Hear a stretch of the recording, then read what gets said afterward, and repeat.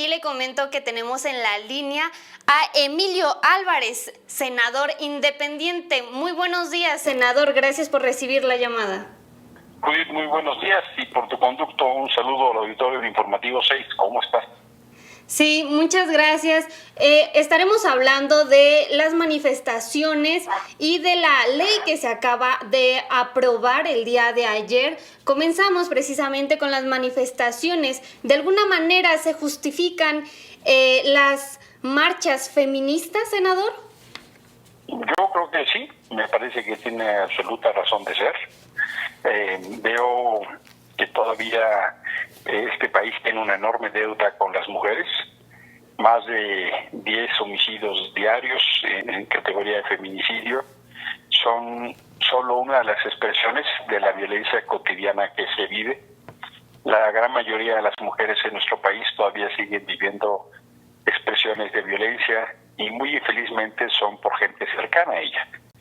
Son su esposo, su novio, su compañero, su padre, su hermana, su primo, su vecino. La mayoría de las mujeres víctimas de violencia conocen al agresor. Y hay todavía condiciones de desigualdad laboral muy notables. Haciendo el mismo tipo de trabajo, las mujeres llegan a recibir hasta 35% menos sueldo.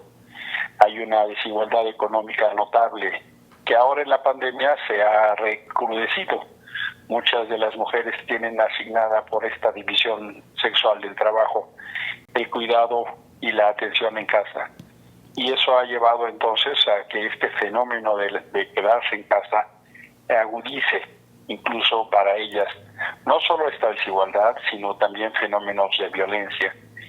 En últimos días hemos escuchado con más vehemencia algún reclamo que tiene que ver justo con la postulación en el estado de Guerrero de un candidato por parte de Morena que tiene 5 denuncias de abuso o violación sexual, lo cual ha indignado profundamente y me parece que es absolutamente válido y legítimo un reclamo que toma esa dimensión para que no sea el partido en el gobierno el que legitime una expresión de esa naturaleza que agravia tan profundamente a la sociedad. Sí, como comentaba usted, precisamente hay un candidato o posible candidato que tiene denuncias de violación.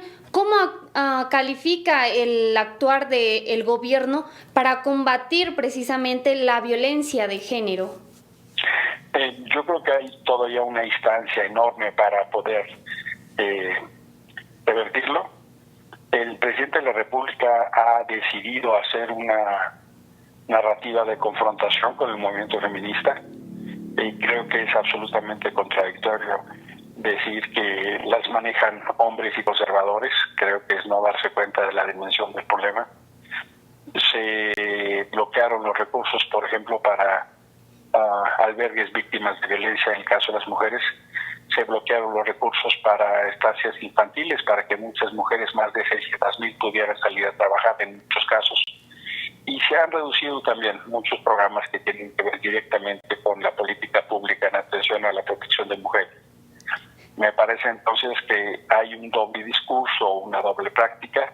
Sí hay un gabinete de paridad, sí hay mujeres en el gabinete, pero en realidad la acción que hace el gobierno no está en la proporción del dilema que tenemos, de los problemas que tenemos, y los mensajes del presidente pues no solo no ayudan, sino que van justo en sentido contrario.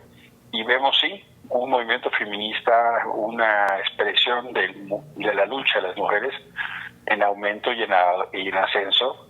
Vemos expresiones muy importantes de denuncia de abuso y de acoso, y creo que eso es un cambio cultural, Judith, muy importante. Hay gente que eventualmente por su edad y su generación eso lo veía normal. Afortunadamente hoy muchas jóvenes están levantando la voz para denunciar eso, que es ese mundo secreto del abuso en el trabajo, de las palabras indiscretas, las acciones indiscretas que ofenden y que lastimen, y a veces no solo las palabras, también las acciones, el acoso en los trabajos, el acoso en la escuela, el acoso en el transporte. Eso debe de acabar y me parece que el gobierno no está haciendo el esfuerzo suficiente. Muchas mujeres, Judith, tienen que incluso escoger cómo se van a vestir en función del tipo de transporte que van a utilizar, porque saben que se les puede faltar el respeto, que se les puede hacer daño. Esa es solo una de las cotidianidades que viven las mujeres y por supuesto que me parece entendible, respaldable y de poner mucha atención a lo que el movimiento de mujeres está llamando la atención. Sí, muchas gracias, senador. Cambiando un poquito de tema, sabemos que el día de ayer se aprobó la ley de la industria eléctrica. ¿Usted está de acuerdo con esta aprobación? ¿Y cuáles son los puntos más relevantes de esta ley?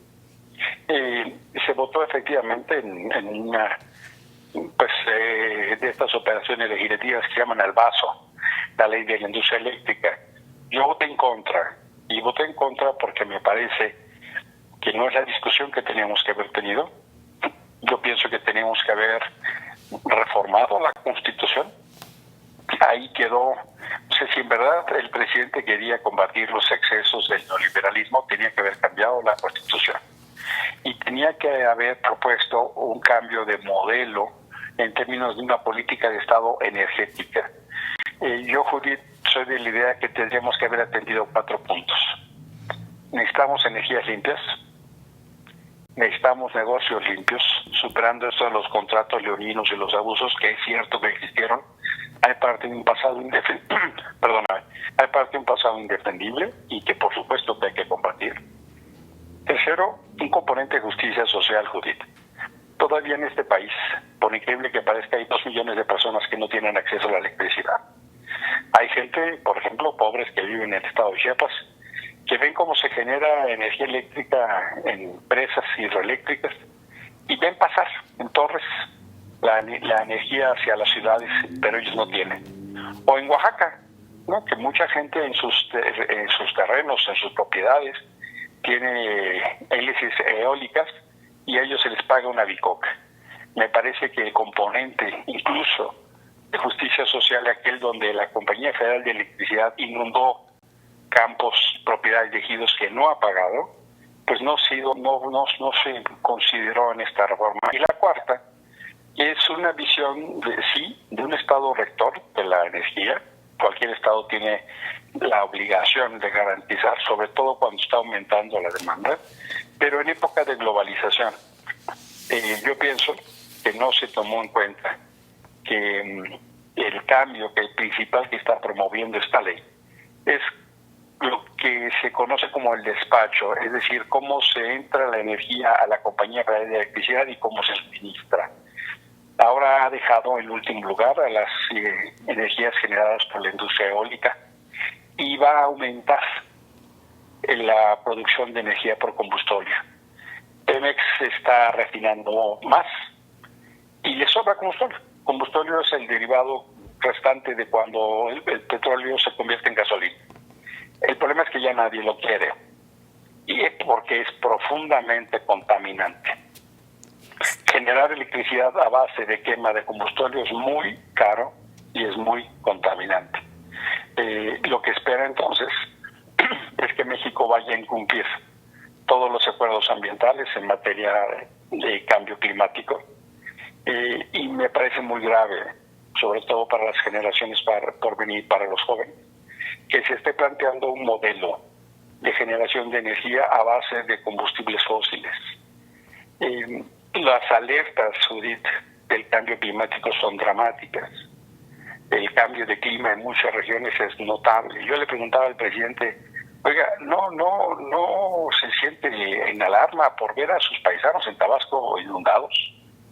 Eso va a seguir pasando si seguimos calentando el ambiente y nos proponen generar electricidad a base de combustible.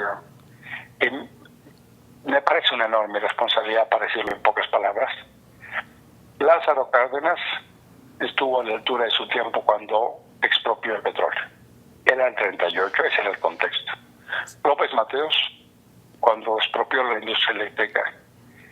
Hoy, López Obrador tenía que haber estado a la altura de su tiempo. Morena tenía que haber estado a la altura de su tiempo y no lo está. ¿Cuál es el tiempo de hoy? El tiempo de hoy es el dilema del cambio climático. Proponer generar energía a base de quemar combustible me parece profundamente irresponsable. Sí, Bueno, así como usted lo comenta, estos daños precisamente que se van a ver reflejados, ya que le están dando mayor peso a la CFE en esta ley que se acaba de aprobar. Y ya usted, senador, mencionaba algunos problemas que nos vamos a tener que enfrentar ante la aprobación. Se mencionaba también que no se le hizo modificaciones a esta ley, sino que así como la mandó el presidente, así fue aprobada. Es sorprendente que ni un punto mencionaba, ni una coma se le haya modificado a esa ley que mandó el presidente de la República. Bueno, senador, muchas gracias por esta entrevista, muchas gracias por permitirnos de su tiempo para abordar estos temas muy importantes. Gracias a usted, que tenga muy buen día.